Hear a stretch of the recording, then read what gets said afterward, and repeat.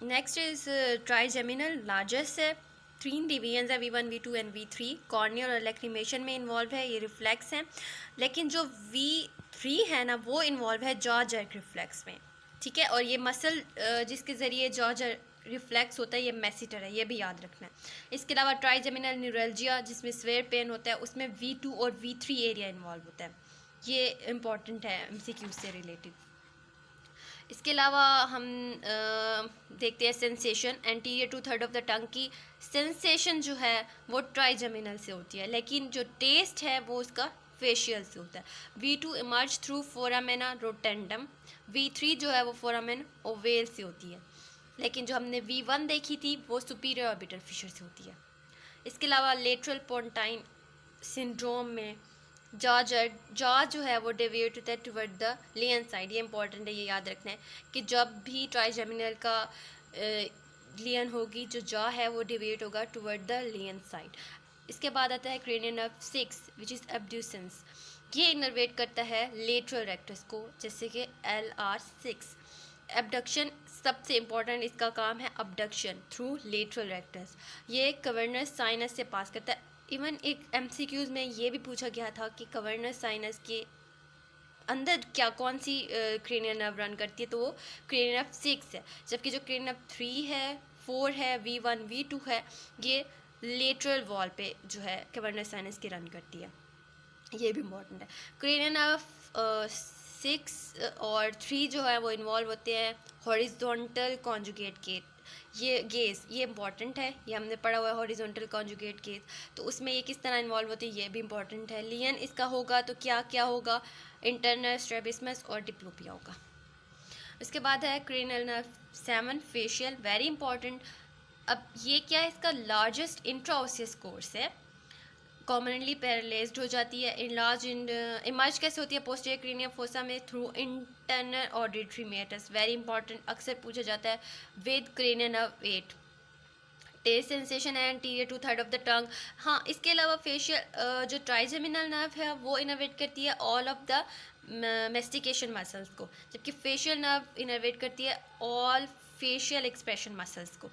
तो जो हमारी आई क्लोयर है वो भी इसी से रिलेटेड है। बेल्स पाल्सी होगी जब फेशियल नर्व इन्वॉल्व होती है, तो हमारी जो एप्सिलेटरल साइड है वो सारी इफेक्ट होगी, उसी साइड का कॉर्नियल रिफ्लेक्स लॉस हो जाएगा, उसी साइड पे रिंकल हेड नहीं हो सकेगा। इसके अलावा ड्राई आई, क्योंकि ये स्लाइवेशन में भी इन्वॉल्व है, लेक्रीमेशन में भी इन्वॉल्व है, टेस्ट भी हमारा चला जाएगा। हाइपर एक्यूसिस क्यों होगी, क्योंकि फेशियल नर्व जो है वो damping modulation of the voice उसमें भी इन्वॉल्व है, तो जब ये पैरालिसिस होगी इसकी तो हमें हाइपर एक्यूसिस होगा। इसके अलावा रिलेटेड यही इंपॉर्टेंट पॉइंट है। अब हम क्रेनियल नर्व 8 देखेंगे जो वेस्टिबुलो कॉक्लियर है। वेस्टिबुलो कॉक्लियर के 2 पॉइंट्स है, एक वेस्टिबुलर है एक कॉक्लियर है। जो कॉक्लियर है वो हेयरिंग से रिलेटेड जो है, और जो वेस्टिबुलर है वो बैलेंस से रिलेटेड है। लीनियर एक्सेलरेशन कैसे होगी, जब हम हेड को लीनियरली मूव करते हैं तो वो यूट्रिकल और सेक्यूल से कंट्रोल होती है। जब हम एंगुलर मूवमेंट करते हैं तो वो सेमी सर्कुलर डक्ट्स के जरिए होती है, जबकि हेयरिंग के लिए ऑर्गन ऑफ कॉर्टी है, ये भी इंपॉर्टेंट है। लेटरल पोंटाइन सिंड्रोम में क्या होता है, एप्सिलेटरल सेंसी न्यूरल हेयरिंग लॉस हो जाती है।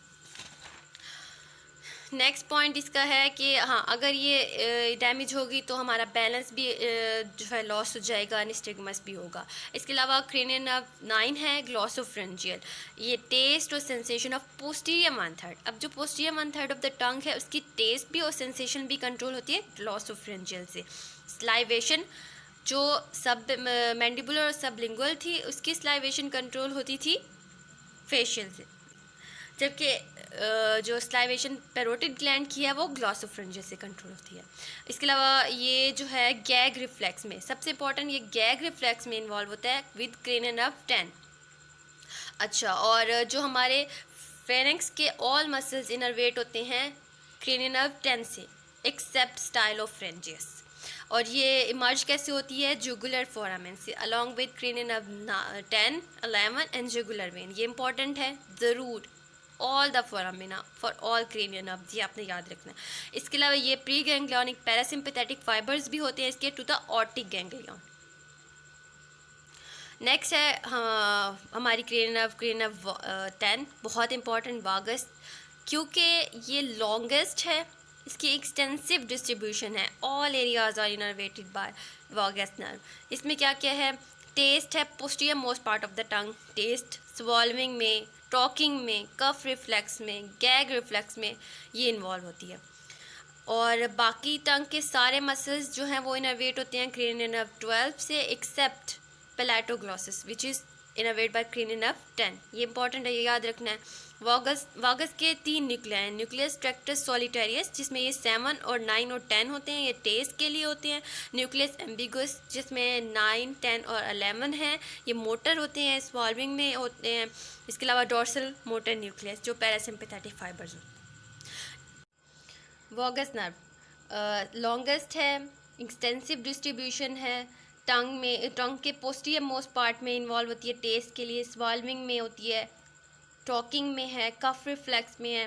Tongue muscles all are supplied by cranial nerve 12 except palatoglossus which is supplied by cranial nerve 10।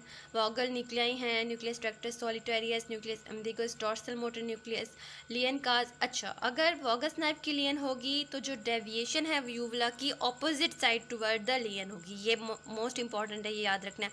वॉगस nerve damage after thyroid surgery, तो इसकी वजह से हॉर्सनेस भी होगी, बोलने में, खाने में मसला होगा, ये याद रखना है।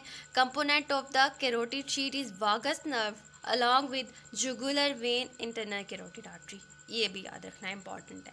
अच्छा, इसके बाद है cranial nerve 11 which is accessory. इसके ये दो मसल्स को सप्लाई करता है। अगर स्टेनोक्लीडोमास्टॉइड को सप्लाई करता है तो वो हेड टर्निंग में इन्वॉल्व है, अगर स्ट्रेपीजियस को सप्लाई करता है तो वो शोल्डर श्रगिंग में इन्वॉल्व है। इसके अलावा इसकी एक स्पाइनल रूट भी होती है जो कि इंटर होती है क्रेनियल कैविटी में थ्रू फोरामेन मैग्नम और एग्जिस्ट होती है through jugular foramen along with cranial nerve 9 and 10 and jugular vein. Lesion of cranial nerve 11 cause head turning to the opposite side and shoulder drooping of the same side, ये बहुत important है।